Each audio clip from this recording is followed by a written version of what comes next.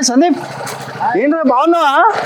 అరే అరే అరే అరే, ఏంటి సంగతులు సందీప్? ఏముంటాయి వెంకట్, అదే ఇల్లు, అదే ఉద్యోగం, అదే పెళ్ళం, అదే బండి, అదే జీతం. అవునా?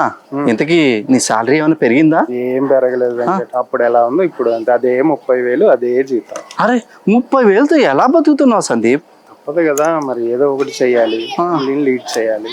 ఏం చేస్తాం అలా నెట్. అవునా? అరే అరే అరే, ఇంతకీ నువ్వేం చేస్తున్నావు?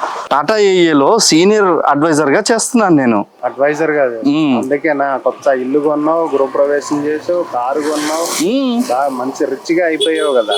మరి ఇన్సూరెన్స్ ఇండస్ట్రీలో అంటే మామూలుగా ఉండదు మరి. అన్ని ఫారిన్ ట్రిప్పులు కూడా. మరి నీ పనే బాగుంది. ఇద్దరు ఒకేసారి చదువు అయిపోయి బయటకు వచ్చావు. నేనేమో అదే ఎక్సెల్, అదే జీతం, అదే బండి.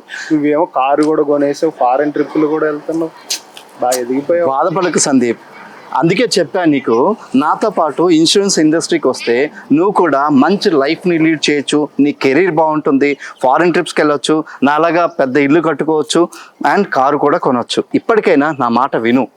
ఇన్సూరెన్స్ ఏజెంట్ గా జాయిన్ అయితే ఇంత చెయ్యొచ్చు, ఇంత సంపాదించవచ్చు. ఎస్, క్రియేటివ్ ఫీల్డ్, అంత అవకాశం ఉంది. అవును. దీనికి ఏం పెట్టుబడి పెట్టాలి మనం? ఏం పెట్టుబడి పెట్టాల్సిన అవసరం లేదు. కేవలం ఒక 900 రూపాయలు పెట్టుబడి పెట్టి నువ్వు ఎగ్జామ్ రాస్తే చాలు. అంతే అంతే, కేవలం 900 పెట్టుబడి. అంతే, ఇవన్నీ కొన్నావు నువ్వు. 100%. సూపర్ వెంకట్.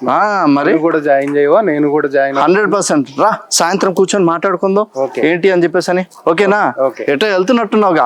అవును. సరే సరే, క్యారీ ఆన్.